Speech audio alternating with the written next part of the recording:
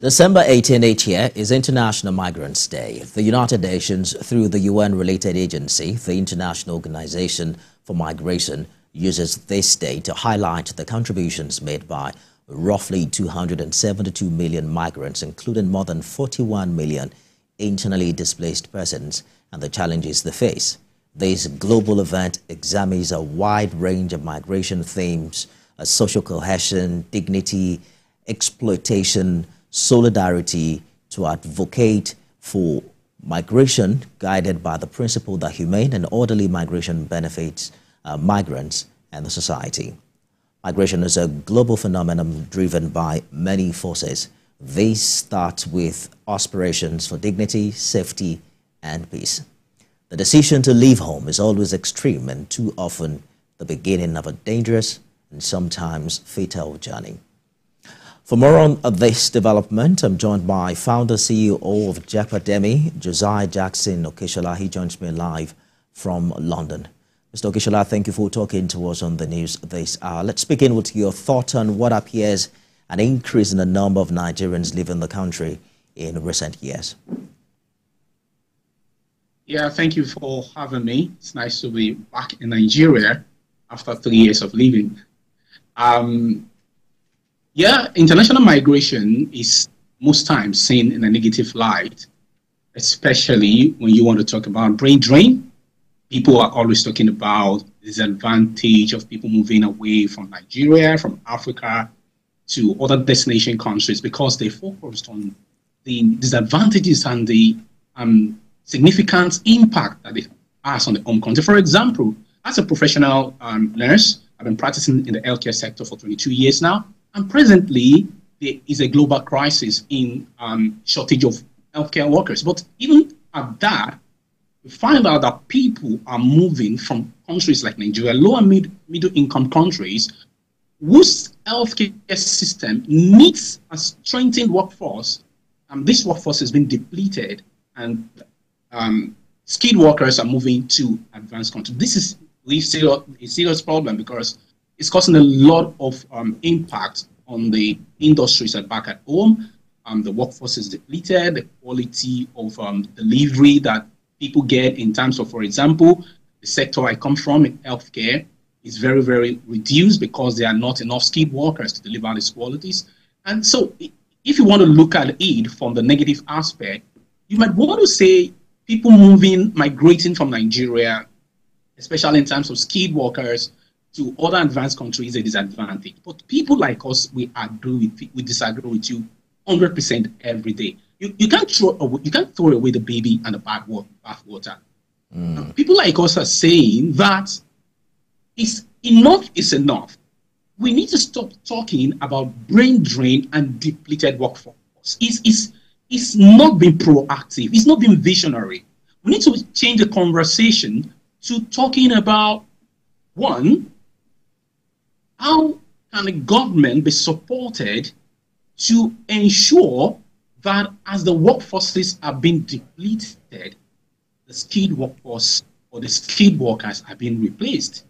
That is one big topic that nobody seems to be focusing on, and everyone, even the government, is focusing on how can we stop them from leaving. But you don't think that if that system is in place, they wouldn't need replacement in the first place if there is a working system that provides, welfare, good welfare, and, better remuneration for work done? People won't have to leave in the first place. But I understand that you're also on a mission to lead diaspora-based experts. No. Let me disagree with you. Okay. Let me disagree with you. See, whether the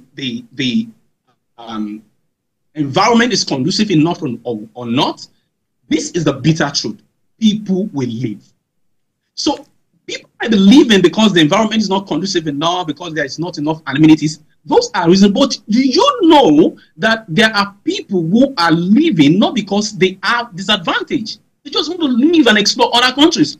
And let's not begin to look at migration as a negative thing.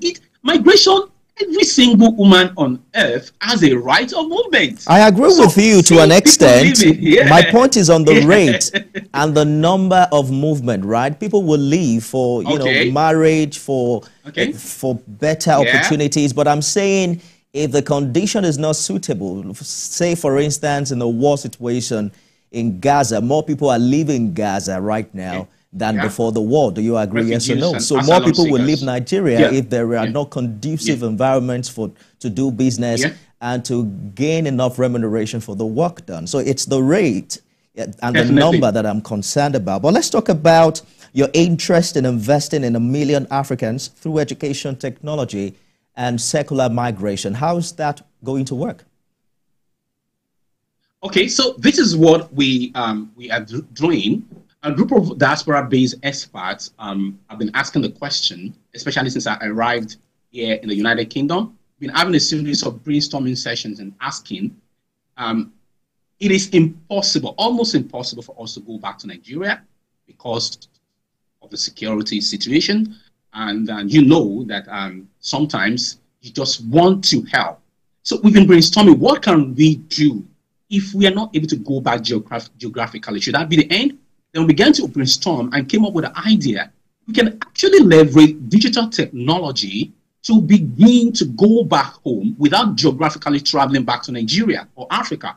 So a group of African diaspora-based experts of African descent decided to come up with a digital technology innovation that leverages the power of circular migration. In quotes, circular migration means making migration complete, not only encouraging people to leave, but completing the cycle by inspiring and empowering people who have left to return to help those who are back at home or to invest in the country, either intellectually or socioeconomic wise. So we developed this digital innovation and to do through education technology, where we created a platform where we can actually connect homegrown talents, especially people who are unskilled. We're focusing on the unskilled and unemployed population.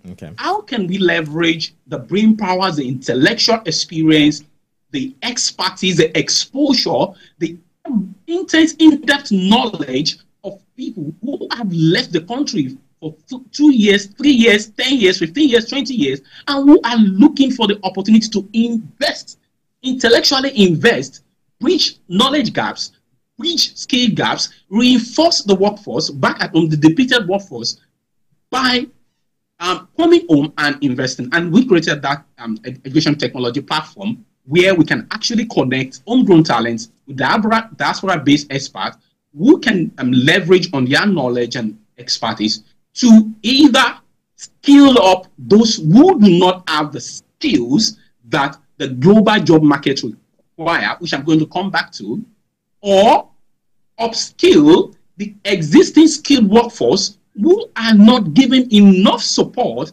to actually reach the full potentials. People like us, when we were in Africa or Nigeria, we were not given that support. I was working in a federal government hospital. Let me just tell you this.